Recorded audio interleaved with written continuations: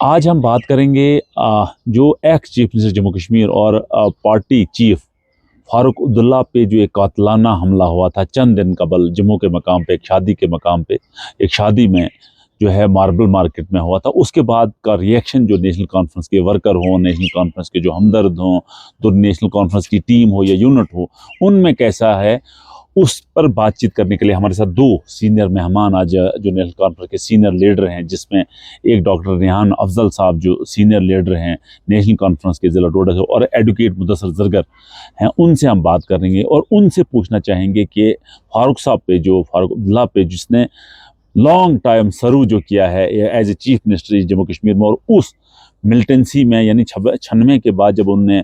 Chief minister کا قلم دان سنبھالا تھا تو ایسے حالات یہاں کے تھے، یعنی افراتفری کا ماحول تھا، ٹیررزم پیک پہ تھا، لیکن اس کے بعد اس نے چیف منسٹر کا قلم دان سنبھالا اور پوری اسٹیٹ کو جو ہے آج اگر اسٹیٹ سٹریم لائن پہ ہے وہ ان لوگوں کی بدولت ہے جن نے اس ٹائم قربانی دی تھی، جس ٹائم کوئی پولیٹیکل لیڈر جو ہے اس پوسٹ کو پکڑنے کے لیے تیار نہیں۔ ہمارے ساتھ ڈاکٹر ریحان افضل صاحب ہیں جو سینئر پولیٹیکل لیڈر جو ہیں، وہ نیشنل کانفرنس کے ہیں۔ ریحان صاحب، کیا کہنا چاہو گے جس طرح کا ایک حملہ اس پہ ہوا، قاتلانہ حملہ اس میں، جس میں وہ بال بچ گئے، تو کیا کہنا چاہو گے؟ کیا وہ سازش کے تحت ہوا تھا؟ کیا ایک وہ کانسپریسی تھی یا ایک وہ رینڈملی ہوا تھا؟ کیا کہنا چاہو گے اس پہ؟ سب سے پہلے آپ کے چینل نیوز 18 کا بہت بہت شکریہ۔ آپ جانتے ہوں گے کہ 11 مارچ کو جو اٹیک فاروق عبداللہ کے اوپر رائل پارک، جو ایک بینکویٹ ہال ہے جموں کا مشہور ہے، جہاں پہ ایک ویڈنگ اٹینڈ کرنے گئے تھے، بات یہاں پہ سوچنے کی ہے کہ اگر کنٹری کے ایک ٹاپ پولیٹیکل وائس، ایک ٹاپ لیول کے لیڈر اگر اس یوٹی میں سیف نہیں ہے تو یہاں سوچنے کی بات ہے کہ عام انسان کتنا یہاں پہ سیف ہے۔ اور دوسری بات، یہ صرف ایک پولیٹیکل لیڈر، یہ صرف ایک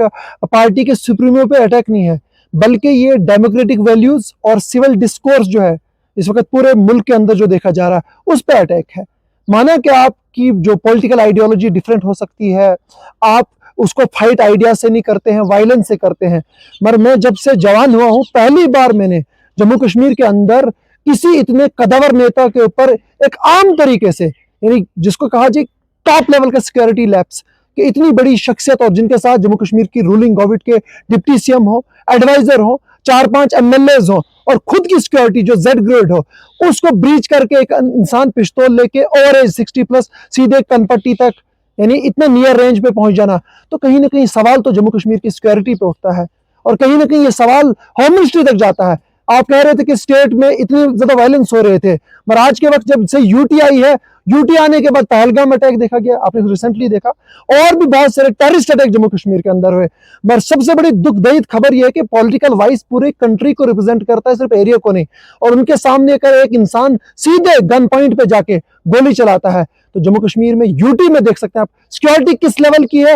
اور یہاں کی پولیٹیکل وائسز اور ڈیموکریٹک ویلیو کی کتنی سینٹر یعنی خیال رکھ رہا ہے۔ صاحب، کیا کہنا چاہو گے جس قسم کا یہ اٹیک ہوا ہے؟ پورا نیشنل کانفرنس یونٹ، اس کے علاوہ جو میں نے نیشنل کانفرنس کے باہر لوگ دیکھے، سینئر لیڈرز دیکھے، چاہے بی جے پی کے لوگ ہوں، پی ڈی پی کے لوگ ہوں یا عام آدمی پارٹی کے لوگ ہوں، تو ہر ایک نے کنڈم اس اٹیک کو کیا۔ کیا کہنا چاہو گے آپ؟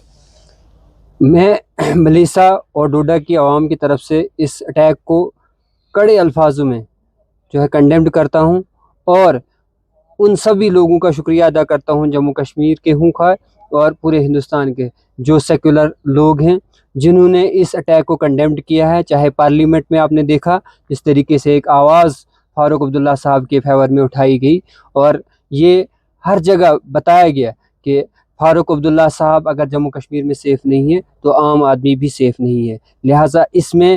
جو یہاں کی سیکیورٹی ایجنسیز ہیں ان کو دیکھنا ہوگا کہ کون سے لوگ ہیں، کون سی ایسی طاقتیں ہیں جو جموں کشمیر کو ڈی اسٹیبلائز کرنا چاہتی ہیں، جو یہاں کے سیکیورٹی کے نظام کو اس وقت جو ہے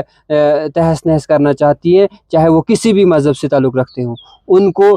ٹیررزم ایکٹ کے اندر لا کر ان پہ کڑا سے کڑا ایکشن لیا جانا چاہیے۔ तभी जो है पता चलेगा कि यहाँ पे जो जम्मू कश्मीर में है रूल ऑफ लॉ है, ये कानून की बालादस्ती है यहाँ पर, और कानून के खिलाफ वर्जी जो भी करेगा उसके खिलाफ, चाहे वो किसी भी मज़हब से ताल्लुक़ रखता हो, किसी भी एज से हो, तो उसके खिलाफ जब एक्शन लिया जाएगा तो उसको समझ आ जाएगी कि यहाँ पे जम्मू कश्मीर में जो है बालादस्ती है कानून की, रूल ऑफ लॉ है, और यहाँ पे कानून के नीचे सब बराबर है, सब के लिए कानून बराबर है। और इस पर जो है पूरे जम्मू कश्मीर के अवाम पे भी एक इत्मीनान हो जाएगा कि यहाँ पे जो यहाँ की सिक्योरिटी है वो अच्छे हाथों में है। अफजल साहब, आखिरी सवाल होगा, क्या कहना चाहोगे जो वक्ती हुकूमत है, चाहे सेंटर की हो स्टेट की हो, तो बहुत सारे लोगों का मानना है और कहना है कि अगर एक फारूक अब्दुल्ला जैसे आदमी सेफ और सिक्योर नहीं है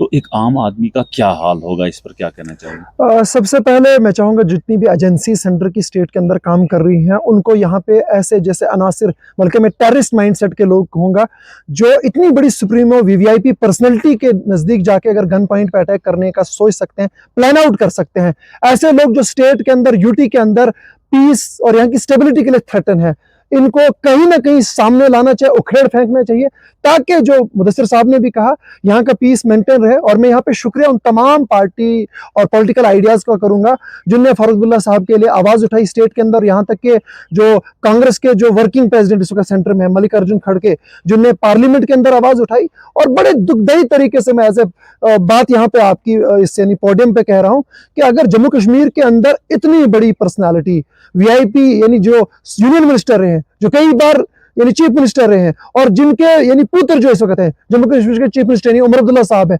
अगर उन पे इस कदर का कातिलाना हमला किया जा सकता है तो फिर सोचे आम जैसे वर्कर, आम जैसे एम्प्लॉय टारगेटेड किलिंग कहीं ना कहीं और ज्यादा हो सकती है। और हम कड़े लफ्जों में निंदा करते हैं, कंडम करते हैं, और स्टेट एजेंसी से रिक्वेस्ट है, वारदी एलजी साहब से रिक्वेस्ट है कि इनके पीछे जो मास्टर प्लान है, वो जो लोग जो इतने नजदीक पहुंचे, इन तमाम को